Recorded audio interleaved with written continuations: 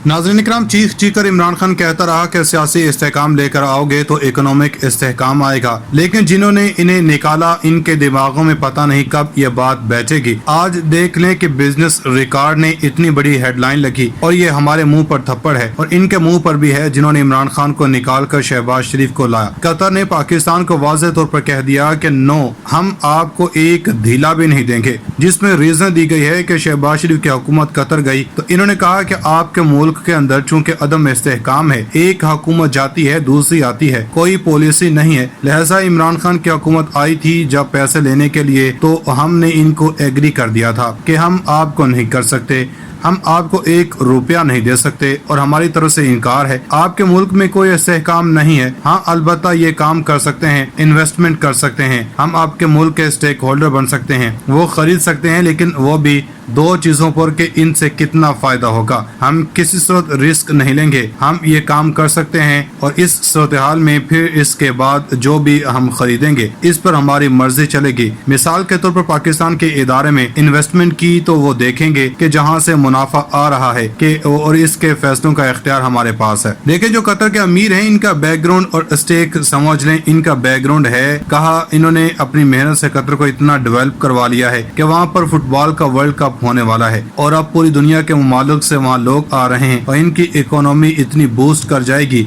और इसकी असरात 7 साल तक रहेंगे। यानी समझ लें कि कुछ दिनों का इवेंट 7 साल तक मुनाफा देगा। अमेरिका और अफगानिस्तान की जंग कतर में खत्म हुई, यहाँ पर बातचीत का आगाज हुआ।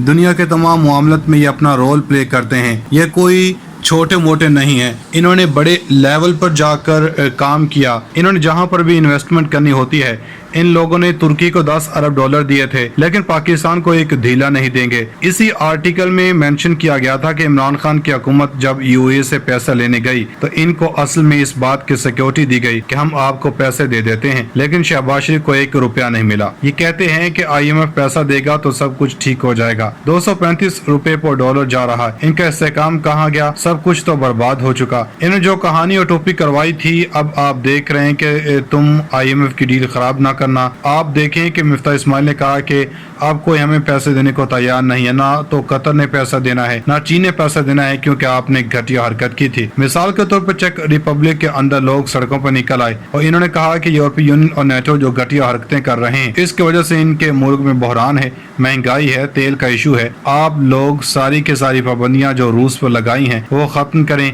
ताकि तेल की कीमतें नीचे आएं और अमेरिका की गोद में बैठकर जो फैसला किया है इसको ख़त्म करें। और हमारी देख लें, ज़रा बड़े अपने आप को फन्ने खां और लायक फाइक कहते हैं, हालांकि जहानत इनके पास से नहीं गुजरी।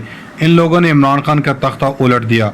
वहाँ पर यूरोप में मुजाहरे हो रहे हैं कि अमेरिका के चुंगल से निकलें और इन लोगों ने अमेरिका के कहने पर तख्ता उलट दिया। अब बताएं कि क्यों अरब ममालिक के पैसे देंगे। अमेरिका का 7 अरब ममालिक अमेरिका के खिलाफ हैं, सारे तो अब रूस और चीन के कैंप में हैं। अगर पाकिस्तान ने वही हरकतें की जब अमेरिका का जहाज डूब रहा है और अब इस पर सवार होने के लिए पाकिस्तान चला गया। इन बेवकूफ़ों को कोई पूछे कि ऐसा क्यों और कैसे किया जा रहा है। IMF ने इस बार पैसे दे भी दिए और इस सूरत हाल में इमरान खान चीख चीख कर कह रहा है कि इस्तेहकाम लेकर आओ। इस हुकूमत की औकात यह है कि कोई इनको मुंह लगाने को तैयार नहीं, बल्कि इनके हैंडलर्स को भी कोई मुंह लगाने को तैयार नहीं। मुल्क IMF चला रहा है, इस्तेहकाम मुल्क में है नहीं। मुल्क का वज़ीर आज़म जब ये कह रहा हो कि हमने अब छींक भी मारनी है, IMF की मर्जी से मारनी है, जो IMF की मर्जी के बगैर छींक नहीं मार सकते, वो कैसे आर्मी चीफ की तैनाती कर सकेंगे। इमरान खान ने तो बिल्कुल ठीक बात की है। रही बात के इमरान खान की, जो इसने बात की है सिक्योरिटी रिस्क है। बंदा इनसे पूछे कि आपने तो अमेरिका के बगैर पूछे कोई काम नहीं कर सकते, तो ये क्या कर सकेंगे। लिहाजा जो हालात मुल्क में हो रहे हैं इनको कोई इख्तियार नहीं है,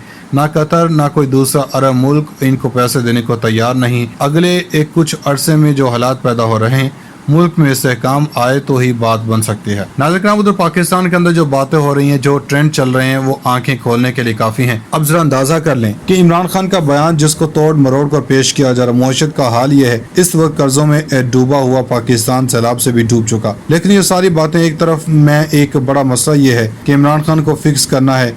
असल में इमरान खान के खिलाफ कौन सी गेम हुई है। अब एक बात ही बतानी जरूरी है कि अब इमरान खान को गलत साबित करने के लिए काम कर रहे हैं। भारत के डिफेंस मिनिस्टर राजनाथ सिंह ने जो कहा वो आंखें खोल देने वाला है।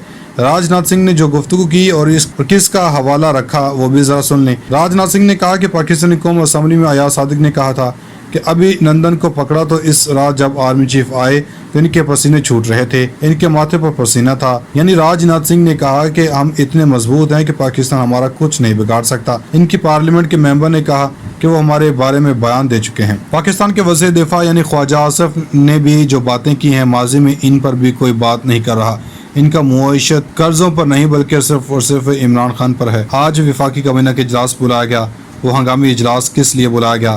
وہ اصل میں اس لیے بلایا گیا کہ عمران خان کے اوپر ایک نئے مقدمے کی منظوری دی جا سکے اور عمران خان کو جیل میں ڈالا جا سکے اور عمران خان کی پارٹی پر پابندی لگائی جا سکے۔ خواجہ آصف نے رات کو بیٹھ کر طلعت حسین کے پروگرام میں مانا کہ ماضی میں پاکستانی فوج کا سیاست میں کردار رہا، تو کیا خواجہ آصف غلط الزام لگا رہے ہیں؟ تو بھی پوچھ گچھ ہونی چاہیے، اور اگر صحیح کہہ رہے ہیں تو بھی اس کی تحقیقات ہونی چاہیے۔ تو یہ ہم نہیں بلکہ خواجہ آصف کہہ رہے ہیں، لیکن کون کرے گا اس وقت کسی کو کوئی علم نہیں۔ جنرل باجوہ اور نواز شریف کے بارے میں خبر دینے سے پہلے ایک شخصیت کے بارے میں بتائیں گے جس سے ثابت ہو جائے گا کہ عمران خان ان کے سر پر کیسے سوار ہو چکا ہے۔ وقار ستی نامی نیوز کے صحافی تھے جنہوں نے عمران خان کے حوالے سے ایک ویڈیو لگائی تھی۔ وقار ستی جیو نیوز سے منسلک ہیں۔ آپ یوں سمجھ لیں کہ وہ آج کل کس کے ترجمان بنے ہوئے ہیں۔ وہ عمران خان کے خلاف کوئی موقع ہاتھ سے نہیں جانے دیتے۔ انہوں نے ٹویٹ کی، اگر مگر کی کہانی ختم، کشتیاں جلا کر دو ٹوک اور حتمی فیصلہ کر لیا گیا۔ اب بندہ پوچھے کہ خبر کون دے رہا ہے، ان کو کون لیک کروا رہا ہے؟ رات گئے کہ خاص ہلچل تھی، اور ہلچل کہاں پر تھی؟ ہلچل دارالحکومت اسلام آباد کے اندر۔ اندازہ یہ کر لیں کہ حکومت کے حلقوں اور وزیر اعظم ہاؤس کے اندر ایک خاص پریشانی ہے۔ جاوید لطیف نے ایک گفتگو کی اور کہا کہ عمران خان غیر ملکی ایجنٹ ہے، اس کا فوری فیصلہ ہونا چاہیے، اور اس میں ایسی باتیں رانا سنارو نے بھی کی انہوں نے کہا کہ 25 مئی پر بہت کچھ ہو سکتا ہے۔ اسلام آباد کے حوالے سے اہم خبر بھی آئی ہے جو کہ انتہائی اہم ہے۔ اسلام آباد کے اندر جو پولیس کام کر رہی ہے وہ پولیس کے انڈر ہے اور کس کے لیے کام آتی ہے۔ 11:45 پر اسلام آباد پولیس ایک ٹویٹ کرتی ہے، اور ٹویٹ کا ایک خاص مقصد ہوتا ہے مشکوک افراد کی موجودگی کے اطلاع۔ اسلام آباد پولیس سی ڈی کا سرچ آپریشن کا مقصد اسلام آباد کو محفوظ بنانا اور کسی بھی قسم کی تخریب کاری سے محفوظ رکھنا ہے۔ اصل میں یہ بنیادی طور پر سگنلز ہیں، یا یوں سمجھ لیں کہ تیاری پکڑی جا رہی ہے کہ کیسے ہم نے بنی گالہ کی طرف جانا ہے۔ یہ عمران وسیم رپورٹر جو 92 کے ساتھ منسلک ہے، ان کا کہنا ہے کہ لگتا ہے کہ بنی گالہ کے گرد ڈیرا لگائے لوگوں پر کڑا وقت آ گیا۔ ناظرین کرام، پاکستان کے اندر جو باتیں ہو رہی ہیں، جو ٹرینڈز چل رہے ہیں، وہ آنکھیں کھولنے کے لیے کافی ہیں۔ آپ ذرا اندازہ کر لیں کہ عمران خان کا بیان جس کو توڑ مروڑ کر پیش کیا جا رہا ہے، یہ معیشت کا حال یہ ہے۔ اس وقت قرضوں میں ڈوبا پاکستان سیلاب سے بھی ڈوب رہا ہے، لیکن ساری باتیں ایک طرف، ان کا بڑا مسئلہ یہ ہے کہ عمران خان کو فکس کرنا ہے۔ اصل میں عمران خان کے خلاف کون سی گیم ہوئی ہے، اب آپ کو وہ بتاتے ہیں۔ اب ایک ہی بات بتانی ضروری ہے کہ عمران خان کو غلط ثابت کرنے کے لیے کام کر رہے ہیں بھارت کا ڈیفنس منسٹر راج ناتھ سنگھ نے، جو کہا وہ آنکھیں کھول دینے والا ہے۔ راج ناتھ سنگھ نے جو گفتگو کی اور کس کا حوالہ دیے رکھا وہ بھی ذرا سن لیں۔ راج ناتھ سنگھ نے کہا تھا کہ پاکستانی قومی اسمبلی میں ایاز صادق نے کہا تھا کہ ابھی نندن کو پکڑا تو اس رات جب آرمی چیف آئے تو ان کے پسینے چھوٹ رہے تھے، ان کے ماتھے پر پسینہ تھا۔ یعنی راج ناتھ سنگھ نے کہا کہ ہم اتنے مضبوط ہیں کہ پاکستان ہمارا کچھ نہیں بگاڑ سکتا۔ ان کی پارلیمنٹ کے ممبر نے کہا کہ وہ ہمارے بیان دے چکے ہیں۔ پاکستان کے وزیر دفاع یعنی کہ خواجہ آصف نے کوئی بات نہیں کی۔ ان کا معیشت قرضوں پر نہیں بلکہ صرف اور صرف دلوں پر ہی موجود ہے۔